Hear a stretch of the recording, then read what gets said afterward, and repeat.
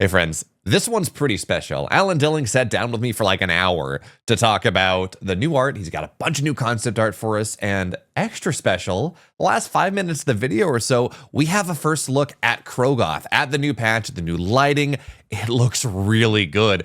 Don't skip to it, watch the entire thing, but that's a little treat for you at the end. And if you want to stay up to date with everything that's happening in the Stormgate development arc, make sure to hit the sub button so you don't miss any of it. And now, let's get on to the video. Alan, it's been about 2 months since we talked last, and you were like, hey, we're doing all this new art stuff. We're revamping everything, or at least some things. And you gave us really excellent insight into the process. But now it's about 2 months later, give or take. How's that process going? It's going really, really well. Thanks. It's fun to talk to you again too. It's great to have a little line of the community and just talk about the geeky inside and scoop, I guess. Yeah, it's going really well. There's just a lot of things in progress. Everyone's working their butt off, and again, I think I said this last time, but there's not a lack of ideas or cool stuff to do. It's just how much time and resources and which priorities are going to move the meter the most. And from listening to the community to what we care about and geeking out with, and trying to figure out long-term plans, and it's all like part of the huge complicated schedule and whatnot. But I'm going to show you some things that we talked about last time that are actually in engine or close to being there. So it takes a while because it's not like you make a model in a week or something. Like once you get the concept and you make the model, depending on how complicated it is, that's a few weeks, and then rigging it in an animation, and you have to do things in certain orders. So I think, again, I explained this last time, but sometimes people just think like, hey, every patch should be like a whole bunch of new stuff in it, and we'd love to do that, but it takes a while to get to good quality. And so I'm going to show you some sneak peek of things that are almost done here in game, and then hopefully you'll be checking them out for yourself down the road pretty soon. So Awesome. Would that we're all Rick and Mary, however you say their name on Discord, who just goes in every single patch like, I'm going to data mine this, and I'm going to find the things that are not done yet, but are in the client there and waiting for it. But, like maybe a bit more insight into how things go. But as we take a look at things here, I guess the first question before you show some rigged things and things getting more evolved is, well, even right now, as we take a look at this Pandora box, this new caster thing, there was a lot of detail in the concept art that we saw. It looked a lot of small things, but obviously as it goes in game and some of those details go away, how do you decide which of those details have to be are really important to the design, and how much of those are maybe useful for concept art and less so something that really fits within the game itself? it's tricky because we're trying to do a revamp on like the Infernals and a little bit of the other races as well. And until we get things into the game for the first time, it's hard to tell how far, like how much the details are going to matter or not. Mm-hmm. And it's just for flavor internally, like, hey, this is stuff you won't see, but it helps get the tone across for the theme for the race, the planet or whatever. Mm-hmm. And that's more internally, just to get everybody on the same page and geek everybody up and kind of feel like, hey, here's the vibe. No matter how you execute it, it all adds up to the feeling and the themes. But as we start getting the first couple Infernals in the game now that we talked about last time, it's kind of a test of like, well, we got to see how this reads or what this looks like, or like the little detailed filigree or the kind of space Tron line runes on them, and like how much that stuff is like, oh, that's a cool concept, and versus like, hey, it works in the game, especially in RTS, because the concepts are, people like the concept things up front and close and like this first person shooter style, and it's easy to fall in love with that. But it really in RTS, it's just all with the big read, and the little three pixels from like the gold bracelet on the wrist isn't going to show up that much. So you got to figure out where to put the emphasis on it, and that is the tricky part for sure. Gotcha. So, yeah, let's get started talking about some of this new concept art, Dylan. So, I think the first thing that you had up was this Pandora box, this new caster. We don't know. I don't know that there's a name for it yet, but walk me through this. Show me the new stuff. Talk to me about this new caster. Yeah, so we kind of call it Pandora internally, but Okay. it's basically the Nexon replacement. And so I don't care about the names too much. We'll figure that out. But it's just something where we showed the concept last time. We got a good response, which is cool. And now we're in the middle of modeling it here. This is the sculpt we're going to bake down to the in-game model. And again, like trying to figure out what the reads are. Like we made her have like the white feet and the white trim and the mask, which is part of the lore thing we're trying to play with. And those things will help pop her off the box so she breathes more, because this is a unique unit and it's like 2 units stacked on top of each other. And so we want to make sure not to get too busy with it, but have enough detail and also be consistent with the rest of the game, which is, hard.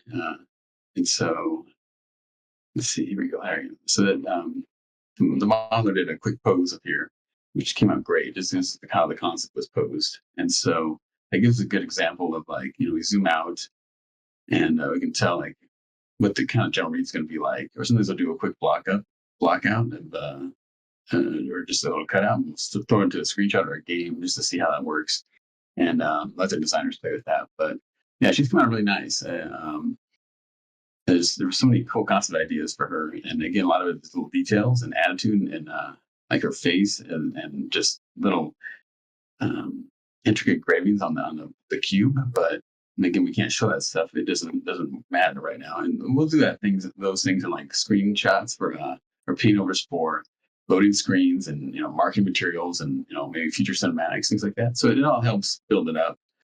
But like this is much simpler than the concept was, because otherwise you're not going to notice it at all. So her thing is she's a caster, and she has this key, and this is funny when you're creating something, like you're always thinking of the ultimate perfect visual vision of it, and like she's she goes to cast, she does this cool twirling move, and she like the key changes to a different like mechanism, a different form, and she puts it in, turns it, then like the cube transforms and slides apart, and then like the spell happens, and of course that's what's going on in my mind. And of course, in RTSs, in a lot of games, it's got to be almost pretty much instant. Like you want to response, have it be very responsive when you click the button.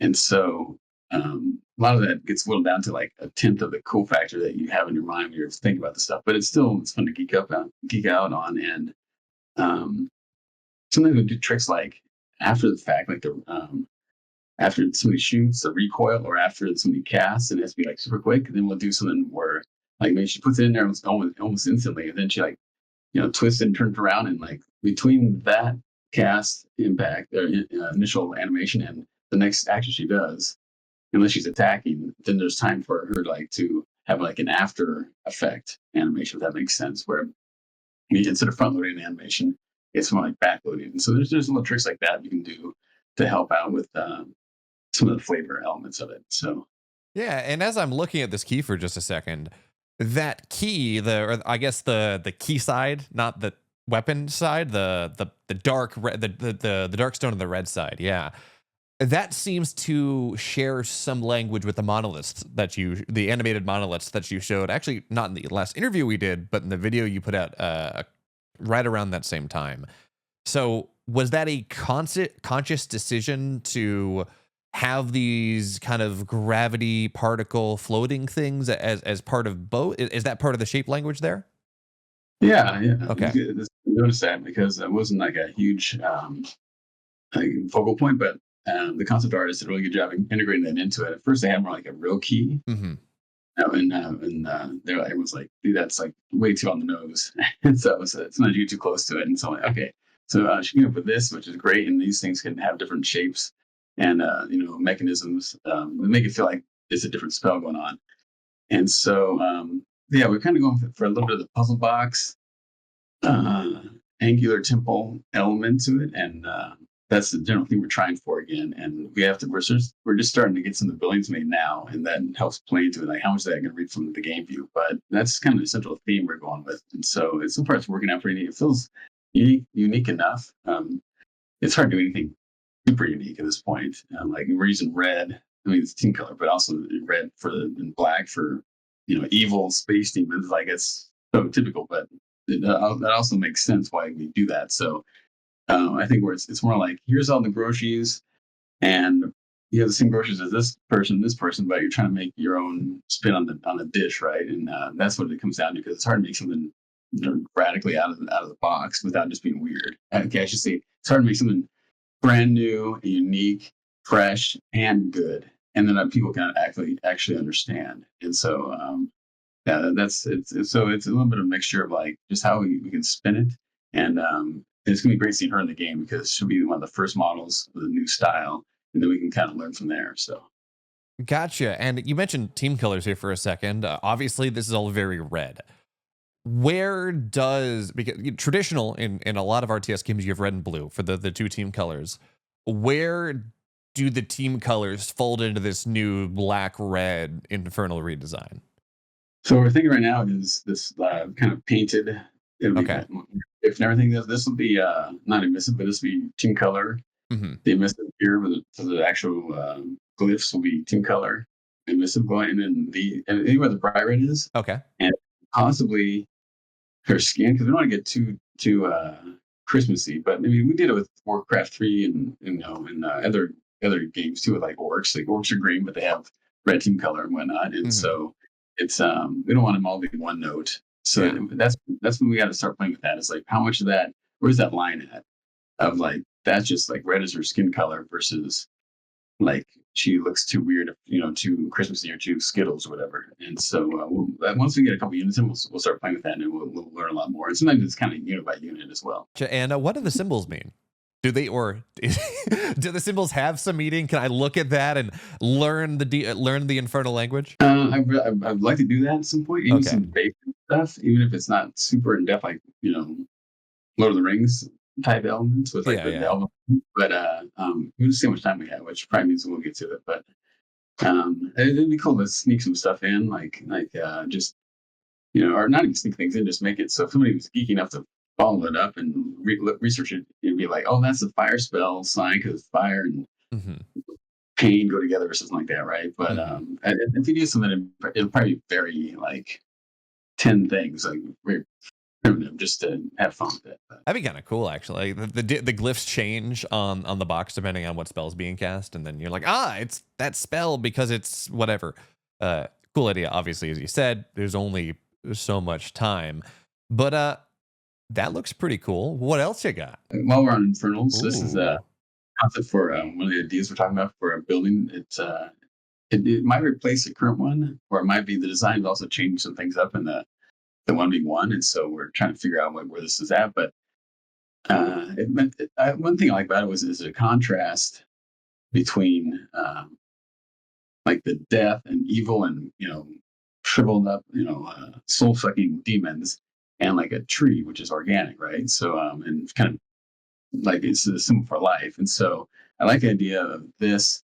I was trying to think of something that would be, again, you don't see typical with space demons or infernals or whatever. And so it was more like there's two ways we're looking at this. One is there's these trees that are some dune spice kind of thing where it's like super important in the lore, and they're kind of trapping it and like siphoning off energy off of it. So it's more like they're abusing the tree, if you want to call it like that, and using it as like a battery of some sort for magic or life force. And then there's another one where we're playing around with some other ideas where maybe it's going to be a like despite being demons, like they still have symbols of life for them, right? And this is some kind of like evil twisted tree, and it's I don't know, but it just really started out as like an idea of like what's really cool contrast to everything and make it feel different instead of just like bones and chains and stuff like that. So there's a couple different ways we're going at it. None of that stuff matters a ton immediately to the players. It's just trying to get some cool visuals in and build up the lore and the IP as we go. But there's something here we like about this a lot, and it just depends how we want to spin it for the actual way behind the scenes stuff, the details. Yeah, that makes sense. I know. Well, first of all, one of the reasons that I don't know how much the lore is changing, if it is at all, but right now, one of the reasons that Infernals are invading is because Earth is so rich in this life force, this animus that powers things. Yeah. So it makes sense that demons, Infernals would go and take use of that life force to go in and do things to things that are living. So That is pretty cool. Now, would these trees be something where they're coming from an alternate dimension where they were harvested, or are these like corrupted earth trees? I was thinking they'd be from somewhere else. Like either they're again one of the tracks is they're with them and they grow them and like they're revered by them and they use them and not necessarily in a negative way, but they're part of their culture or their ecology, whatever. But the other one is they found some of the plants somewhere else or whatever, and they're bringing them with them because these things are so potent. Like they give off animus or something. And so we got to nail it down. But that's the fun geeky stuff, and I think either one can work, but it's not from Earth trees. Although we're gonna do some cool stuff with Earth getting. I don't want to say too much, but Earth is getting corrupted a little bit, so might see a little bit of stuff like this in the campaign maps, which we're currently redoing right now, revamping it. It's really looking great. So is that going to help explain why we have these sudden maybe this is not a question for you, but why we have these sudden resources that have not existed in the 10,000 year history with like Luminite and Therium? We haven't had those on Earth up until the invasion, and all of a sudden they're powering everything. It's kind of all tied in to Okay. the great. We could fill out the names, whatever, but we're trying to make sure the lore feels Yeah. consistent. Yeah. And we're still going over some of that stuff, but yeah, it's a lot of fun just trying to figure out what we're not trying to recreate the IP, but trying to redefine things in a way that's the most interesting we can make it, but also not betray the spirit of what we already had in the foundation. So we're just kind of stacking layers on top of things, and we're changing a few things, but it's more like making sure everything's in alignment and it's just as cool as possible. And again, it's so hard to make new IPs, new franchises, new worlds. It's not like, oh, that's kind of like from Thor, that's like from Tron, or whatever. And so we're trying to make those subtle changes that feel cool to the player. And we want people to feel like not just like, oh, that's a typical fantasy or typical sci-fi or whatever type vibe. And that's the biggest challenge we have right now. I mean, there are only five different stories, and they're no new stories, right? You know? So you mentioned previously that this building might be something totally new, but also might be replacing a current infernal structure. Can you give it? What would that be replacing potentially? So there's like the ritual chamber and there's a couple other ones that we're trying to continue to look from less medieval Okay. fantasy, undead kind of vibe and demonic in that sense. And so some of them, because of time, I'll be honest, we're not going to be able to change all the stuff we want to, but we want it all to look consistent thematically. And so some of these ones we're going to change up. We've already done a couple of times. We've changed the textures and a little bit of the geo because it's much quicker that way than do it from scratch to fit the themes we have now, like the monolith you guys saw in the video last time. And then some of these ones we're going to do from scratch like this. And we're like, design was like, what does this do? I'm like, usually I like to be in sync with it. Like there's a certain purpose for it, but sometimes it's like, this is just neat. And it can be a magic upgrade. It makes sense. I mean, it's not like a barracks or anything, but, or like flyers come out of it or something, but like it makes sense as like a magical upgrade or something in the texture that unlocks to get, more spell power or something like that. So it's a little open-ended like that, but again, we're trying to figure out what is the best combination of clarity and cool factor, and and really it's a lot of scheduling. To be honest, we're trying to figure out what we squeeze in. And in a perfect world, we do all this stuff from scratch, and it'd be great. But we're gonna have to do some things that are going to lead the charge from the visual standpoint, and then the other ones are going to catch up to it by retexturing it and making it fit, just not from like a unique standpoint from what you saw before for the main read. Like the geometry might be the same, but we retexture things like that. Yeah, and I could see this also fulfilling different because obviously meat farms are supply as well, but meat farms also fill this role of animus generation. I could see it filling something like that as well, but it looks cool. I know there were people on I don't know on Reddit and other places when they were really talking about the perspective of a third faction. They were talking about how I'd love something more nature integrated, and obviously Celestials are not quite that, but bringing that animus life force ideas into Infernals is a pretty cool idea. I kind of like it. But this tribute pyre you just pulled up, what is this? Okay, so this is you mentioned the meat farm, and that's Mhm. one thing we're changing. We're going to put this as the food cap building, basically the Okay. same goal. And the thing with this one is, I don't know if I showed this last time. We had a different concept for me, but um, this will be from scratch. We're starting to build it, I think, Monday. And so there's a couple of things like you can't tell is because it's not 3D or shaded, but these Mhm. elements here on the side will be floating and kind of more along those themes of like sliding and transforming puzzle Mhm. blocks that we talked about. And then there'll be a big deep pit here, and there'll be some kind of black. I'm trying to play this stuff where it's like inverted antimatter magic, where it's like black with red around it instead of like it's darker inside instead of lighter, Mhm. and trying to do that, and that'll be here. And so instead of the felt pigs, you're gonna have these little guys. I think we're currently calling them goblins, maybe, but they wear masks, and they're just more. There's a whole lore thing I'm trying to do with the masks and like Mhm. your level and your and what caste you are and your hierarchy in the society. And so these guys would have full on masks and they're just little they're not strong, but they pop out of here and then they I want to give some things where they dance around and cheer. And if they see you, they're like, ah, and they I'm not gonna put like a Metal Gear Solid beam above their head, but something like that where it really feels like they're interacting with you. Yeah. And also the cool thing about this, going back to Manny Faces, I think was that his name for the He-Man toys a long time ago. I'm showing my age here big time, but I know like, He-Man. I know was it Skeletor? The bad guy in He-Man. Um and so this is one of the bad guys, okay. and he has a bunch of different faces on this mask. It rotates around anyway. This thing will rotate around at 180, Mhm. and that'll be like its like mean side, right? Like under attack side. So this mask again, we're trying to go for this kind of symbol for instead of just putting a skull on it.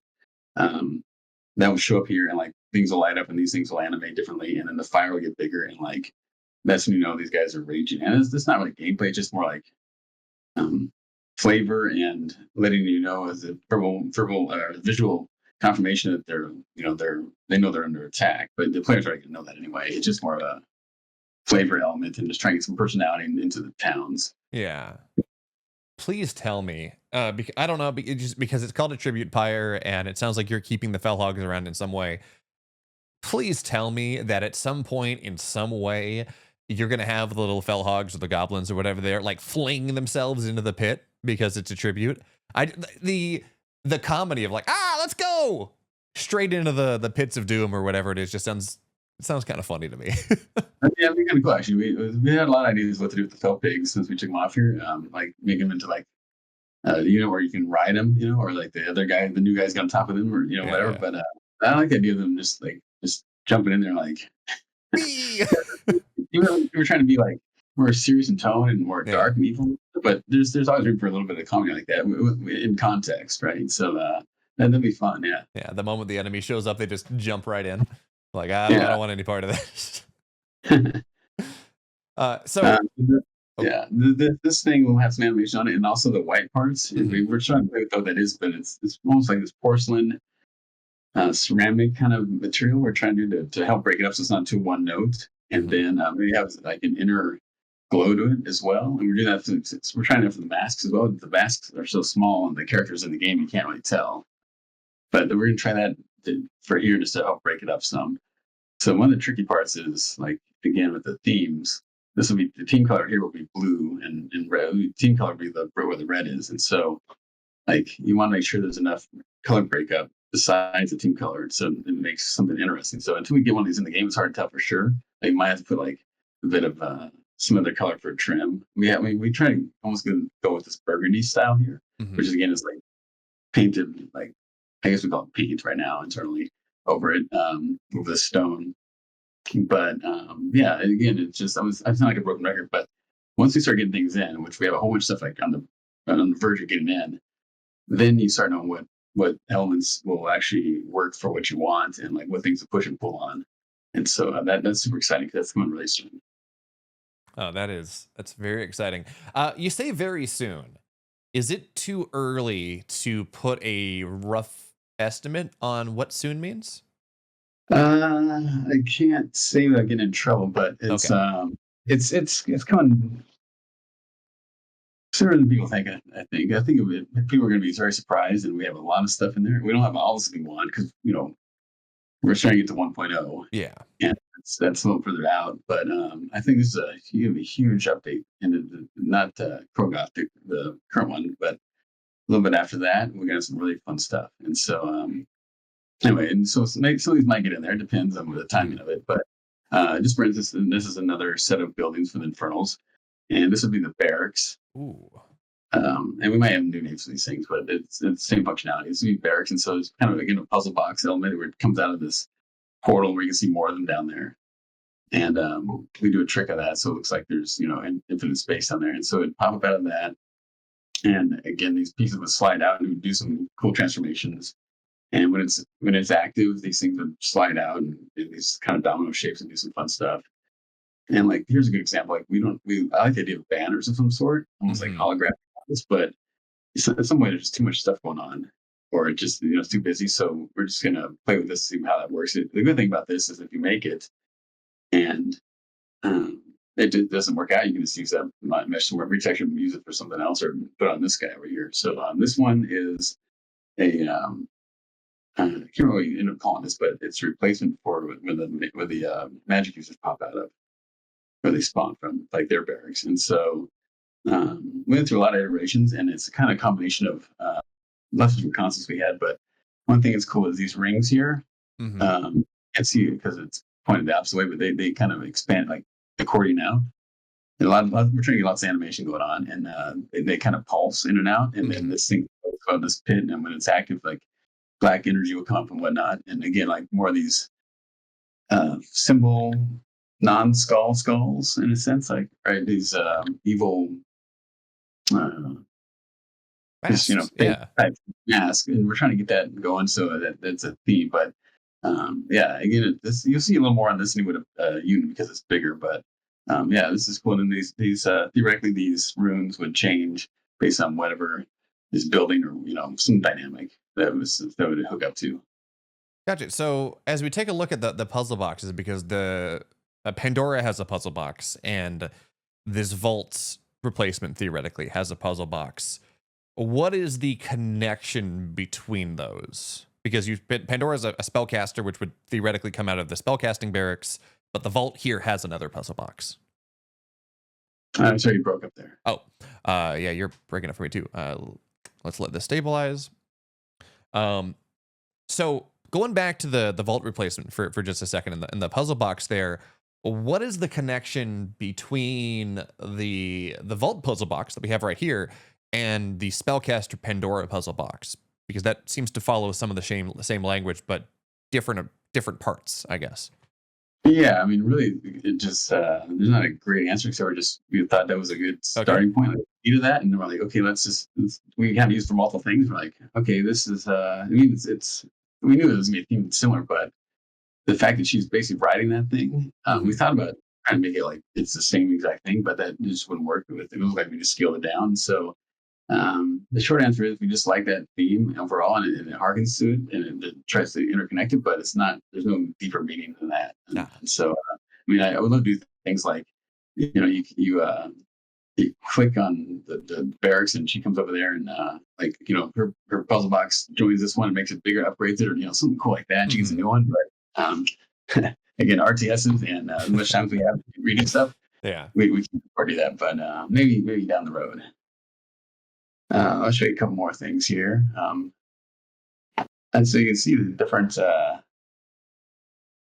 of the elements are very Uh similar to this huh. one. Yeah. Um, so this is one of the progression of like the concepts we had of how to get to where we're at. And so I think actually the other one started before this one. And so this is just in progress as upgrading or whatever, building something. And so yeah, this is just we're trying to get some more vertical height too, and some more parallaxing. So these towers are fun and some depth down here below it. And yeah, it's going to speak for itself. And so is this a different structure from this is a like a third structure compared to the box and the spellcaster tower that we just saw, right? I misspoke, and that one was a prelude to this one. Ah, We, okay. we So the spire that we just saw is like version 1 and this is version 2 or version 3 or whatever. yeah. Okay. So what led you then from, okay, we're going to do a single spire floating in the ground to this more, I guess, Stonehenge three spire or 3 pillar type of setup? I mean, one thing is just like the basic read. RTSs are it's all about the main read and silhouette, and so we had a lot of things that felt like just one tower, like floating element, or just stacked. And so we're trying to get it break that up a little bit, but basically keep the same themes and tone and details, just kind of rearranging parts. Gotcha. And then I guess units would come out through like the center banner that almost looks like and like parade outwards. Is that how that would work? Or Ideally, I but guess that's not necessarily in the actual game because we all know like, Marines don't walk down the barracks, right? But you can kind of tell that there's a ramp there that the Marines would theoretically walk out of if this was somewhat approaching real life. that's what we kind of like, is something that feels like a little bit of Like a promenade. It would make sense. Like, we don't want to put doors and windows and everything, but yeah, it's something that makes sense. So it feels a little more integrated in, and it's not as iconic. Feels like a little more practical in some ways. Mm-hmm. Ooh. So here is, I think, the final or near final version for the HQ. We call it the Darkhold. Mm-hmm. And as you can tell, it's very different from the Shrine. Yeah. You get the 3 different levels, and we're still. It's always tricky playing with the how it upgrades, because you don't want to get a bit more busy every time, just more stuff, right? Like the first time we had a lot of cool stuff, but it's too much. And so it's all about the basic read, because a lot of players would not notice maybe like if we change the runes or subtle things, right? Like they just want to be like, hey, this thing is fundamentally different. It's taller, bigger. I can see the shape difference. Like, and they want it to be an immediate read, so they can recognize like what state the other players in, or they can appreciate what state they're in. And so, we're going through again the puzzle element here, where I was playing with a shader that had just some trippy stuff, and like takes a geo and it kind of tumbles each little face, and it like a Rubik's cube on acid, right? And so that's kind of what this would be like. These would rotate around, and then eventually they would open up, either de-energize or dissipate, or they would go into the sides of the ground or something. And we got to figure out. So I'm not worried about that. We have plenty of cool ideas for how to handle that. But it'll open up, and then the third version, these tentacles will come out, and like energy, kind of just demonic magic tentacles. And then the centerpiece here is what I really wanted it to showcase, which is, and it gets bigger as you go through here, and higher. But I thought it'd be kind of fun if there was a unit, a building that had kind of like the direct line communication to like the main general, the main bad guy, wherever he's at or she's at, and it would talk. And ideally, this would be like a 3D portrait in the game, and as you're getting attacked, whatever, it would have reactions to it, and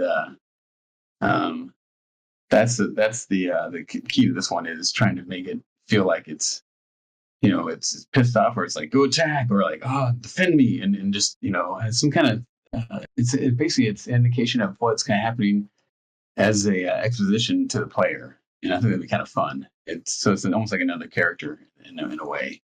And then as you have more stuff happens, and I'll show you some stuff with the tentacles here in a minute, and it's pretty cool.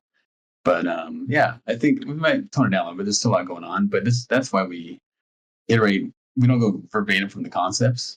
We learn from it, and we make sure it fits best with what's going to happen in the game. So, gotcha. What is the fantasy, by the way, behind? So we have these floating things off the side.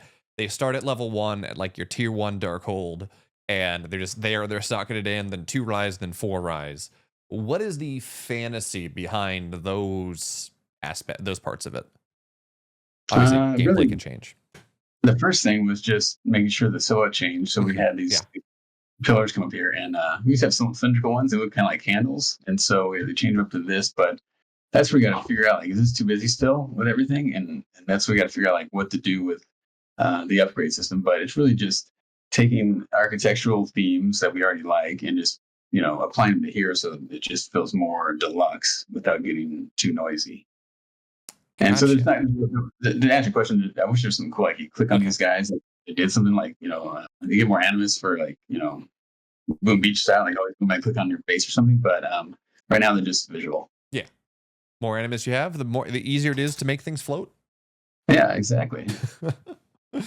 This is a tile set we're going to do for the campaign and multiplayer maps for the Infernals, and so it's basically like an installation mission, or like we call it a man-made, tile set. Like they have their own city, and so and areas they've taken over instead of just having like a. In the previous games, we had like uh, farmland and some villages, and in the middle of it was just like a shrine or two, and it was just like a vault or something, and it didn't feel like they were actually taking over. It just felt like very RTSy, which because it's hard to make all this stuff with time constraints, but now we're trying to upgrade that and go back.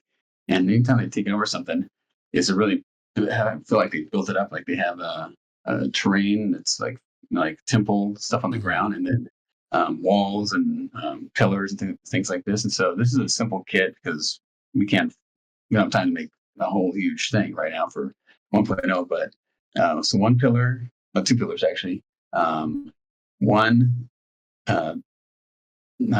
wall piece that will have different pieces you can mix and match on it. So that's what we're getting around that, is just being modular about it, which we do anyway. But again, I down the road and other campaign stuff. I mean, seeing this in all their glory, like a huge area would be awesome, like a big city in a temple world or something. But right now we're just trying to hint at that.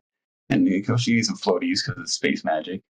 And we'll see how much when we all put this together, we'll see how much emissive and runes and symbols and all that stuff will actually fit visually together nicely. But this is a great starting point right here.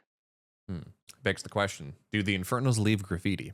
That's kind of cool, actually. I mean, like we talked about like tagging, almost like where you see Yeah. a rune on there on the side. Like War is Beelzebub. here. Yeah. But I don't know. We'll have to think about that. Again, it's like I love the stuff like that. Just more like how much time we have to get to the basics in. And so this is a rough image of like what that would be like. We're showing different things, not like you would see all the stuff together in the way it is right now. But we actually painted this over exactly what I was talking about before with another map. We had an older map that from campaign that underneath this painting was like just more of this facade stuff from the village, and then you had just a few multiplayer buildings in here for the Infernals, and it didn't feel very epic. And so we're trying to get more of that, like, hey, they're established here, they're like they're occupying it. And plus, it just being on Earth, it's a little challenging sometimes because there's a lot of pluses to that, but also you want to do a little more out there things, and so this lets us bring some of their flavor more directly into the game, which I'm super pumped about. Exactly, the area, and it also, I guess, gives you an identifier of how strongly they've taken an area that was just, like they just put an outpost at. It's going to have maybe a couple structures, that's it, but an area that has been, I don't know, the Arctic or something that was there, that that's going to be there a lot longer. Maybe it's a little bit more built up, so that I guess that gives you kind of tools to signify, to tell the story as well as everything else. Yeah, exactly. That's a good way to put it. It's a bit of a history, and it shows like they didn't, if they're attacking like the week beforehand, they wouldn't have all this stuff built up and make sense for the context of the story. But like they've been here for a while in certain areas, like they should feel like they're taking over. Right? Here's a Vanguard building, and we're playing with where it's going to be exactly. I think it'll probably be in the campaign, but just in the new, we're trying some different aesthetics out without deviating too far from the core ones they have. Okay, we'll talk about this a little bit too. So we have a new XO. Take a look at the XO. The XO's already been redesigned once. It went from kind of a space suity thing to something that's a little bit more blocky, and people took a look at it and they generally said, hey, this looks a lot better. We like this a lot more with the kind of the square backpack that it has right now. What led to you redesigning the XO a second time? I think it was partially the read on the model was not how I wanted it to be fidelity wise, and it just didn't look as detailed or as It's contemporary for the RTSs I wanted, and I like the shape of the backpack, so we kept that. And again, the model looks different than this, and we'll show you in a little bit. Mhm. But there's a few things, which is I wanted more uh, cohesive armor that looked a little more like not high tech. We don't want to be like a big robotic suit or anything like that, but something that felt more military. And our concept art put these packs on here, and it made it feel more like kind of grounded. Mhm. And so we wanted that, and also a little more high tech look, because that's something I was trying to push for the Vanguard, and there's only so much time to do that. So we're trying to figure out a middle ground for there. But it's a bit of a different look, and I think it feels more cohesive. Like the armored parts are more similar together than the more hodgepodge version of the current live EXO.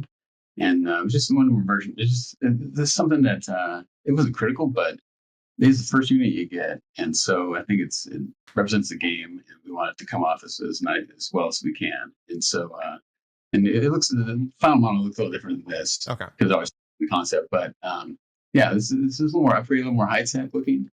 And then we wanted to pop a little more as well, so it's got like a little bit of the light gray armor, which is kind of in the round areas, which is some of the stuff we're slowly integrating into some of the Vanguard stuff.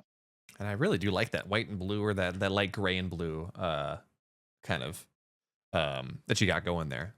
Cool, thanks. And then it's very similar to that. This is a simple concept.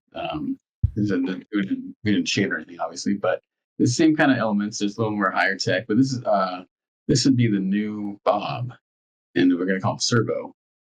And so it has jetpack, hovers.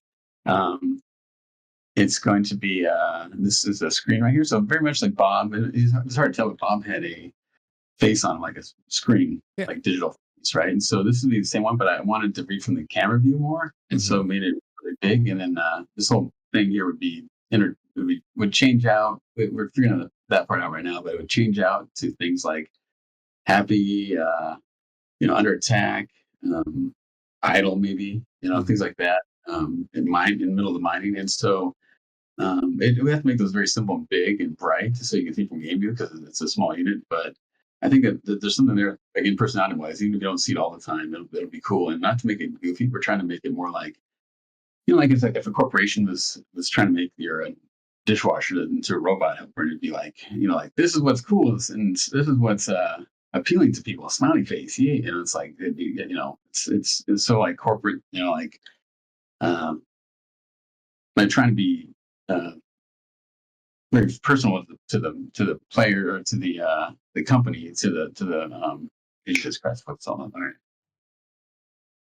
Let me manufacture. Okay, so this is the new Servo.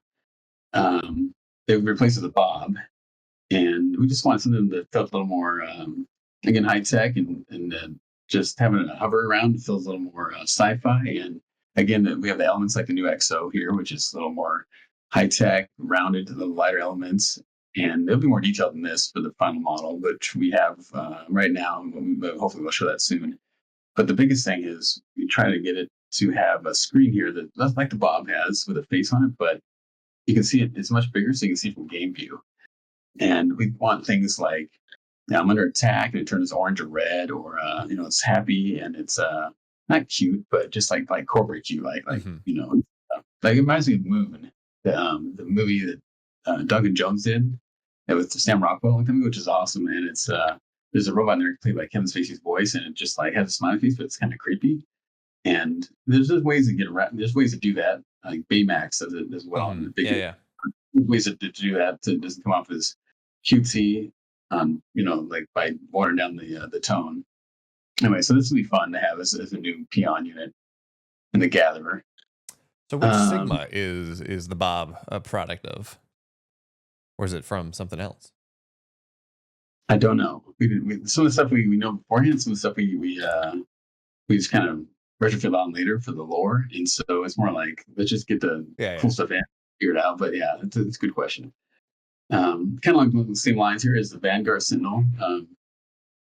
The current Sentinel, it was much bigger originally. So when you scale it down, it gets it loses a lot of but its cool factor. And the detail gets scaled down too much, we can't read it. And so we wanted to have the same kind of vibe here with the gyroscope and pay homage to it, but something again more less like a omnidirectional, satellite or drone, and more like a vehicle, like a ship. And so, it's got the windows in here, which is much bigger, but it feels like a bit of a spaceship kind of element. And the more spaceships, the better, right? So, ideally, this thing will come out, and we're talking about maybe putting other elements in here. You can like socket in different things based on your tech tree. But again, it's all it's a little theoretical right now. This is actually currently being built, and so it's not ready for prime time to show you yet, but it's gonna be super fun. And really do things like this will spin, the fins can rotate, the jets will come on back here. Maybe plasma exhaust comes out of here, and cool lighting, and we'll definitely effects it up a bunch. So I'm super excited about this one. And so we're trying to take things that don't require a lot of other things like animation or rigging too much. And we use the same effects, so we can kind of get bang for the buck. So we're trying to look at the big picture, like what things we can change, what things we need to change, what things we can get low cost and high reward out of it, which is something like this. So as we keep moving on here, actually, I have a question for you, because you mentioned some things are in game and some things are not in game just yet. From a strategic perspective, do you or are you all planning on big, like, okay, we're gonna drop all the new Infernal stuff at once, or all the Vanguard stuff at once, or is this much more of a, we have something done, we're gonna add it into the new patch, and we're gonna show you, we're not gonna show you the entire redesign at once, we're gonna show you what we have when we have it? It's kind of a combination. Okay. There's a certain there's a couple milestones we have for releases that we're trying to get as much in there, so it feels like we can't get all stuff done, but here's a significant amount. So it's like it's a good starting point for, like, instead of trickling it in, but that'll trickle in afterwards, because we just can't do it all from scratch. And so it's I can't want to say too much. There's cool stuff coming, but like this news upgrade, news release we're about to do, it was focusing more on on units, and we almost put in a couple things in real quick, but we wanted to save it so it felt like we didn't want it to stick out like a sore thumb if this one thing is cool, but it's different. And so we're trying to make it feel cohesive. And so that we'll wait on a few things, but we're on a good track to get a lot of stuff in. One awesome thing that's probably the biggest thing we have for the new patch, the new release, is the lighting is dramatically different. It's really, really good. It looks like a brand new game. It's a combination of things where there's a little more ambient occlusional shadows. There's the direction is different, and when you light a game from the back, like we do, most RTSs do, so you can see the terrain detail and the normals, and the spec or the roughness shows up. In the front of the unit's always shadowed. Well, before we didn't have anything to compensate for that, and so we were authoring things a little dark too, and so we figured out ways to get it so it looks like it's shadowed, but you can actually see the character. It doesn't go to like the black. It looks so much better. It looks awesome. We have bloom in there now, so you'll see that with a lot of effects, and things will brighten. And we're making a fundamental difference, a change in a lot of the effects, where we're going from flat, like fire, to more glowy, dynamic, less stylized elements. And so it looks less hand drawn, more, it's not realistic, but it's more dynamic, a little more realistic, but just brighter. It's not so flat. It's the biggest point. And then we have a rim light. We almost had it in there. It looks so good, and there's a little edge on all the units, very subtle, and it made them pop more. But we had a few things we want to work out first, King, so we don't want to risk breaking anything. So there's some video cards I didn't like, and so we're gonna fix that for the next. That's coming in soon, but it looks great. And then the biggest thing besides the lighting would be the visual pass of the effects. So a few of us went in there, and we just started like playing with a few things, and all of a sudden like, we should just keep it going and not just fix these bugs or change a few style things. Let's make this like a mini themed release with like just visual effects. So it kind of just organically happened. And I was getting geeked up, and we were all just rocking it, and we just started going through. We didn't hit everything up, but it's a lot of stuff that, especially for Vanguard, almost every combat effect, whether it's the Exo shot or the Atlas's big siege shot or whatever. That all stuff is either thematically different, stylized different, or it's just much better executed. And one of the things I really want to do was for the players is condense the effects, because we started looking at stuff and everything is really cool, but like RTS battles get really noisy, right? There's already enough going on in destruction, and we had some effects that were like just super busy, and it was not helping. It was hurting the visual, not just quality, but like the readability for the gameplay. And like, here's a good example: the Vulcan. He has a shot, and he starts winding up, and there's all these tracers and impacts on the ground, which is cool. Mm-hmm. And it looks like machine guns happen, like you see in a movie, which most of the like ones I made in the past, they never had that, because yes, it feel like it hits a unit. He's still hitting them, but we didn't have a very big impact on the hit, so you can really see it. And then it looked like he was hitting the ground more than the units. It was like, it kind of reminded me of the Bugs Bunny cartoon where he machine guns around somebody. Mm-hmm. And that's what it felt like visually. And so we went in and cleaned that up, and we it still got a couple of impacts on the ground, but much less, like a quarter of the amount maybe. And then we toned down the brightness and the size and the frequency of the tracer streaks, and we also made the impacts much bigger. And so it looks like it's a lot less busy, but it still looks more like it's more dangerous because it's doing more damage, because you see it happen on the guy, the target. And so that was one example. So we did a bunch of that across the board, and also all the building deaths for all three races. And they're not final, but this is a big change. They look much better. And then the construction for the Vanguard Art looks great. The construction setup is cool looking. So we didn't mess with that, the mechanical part.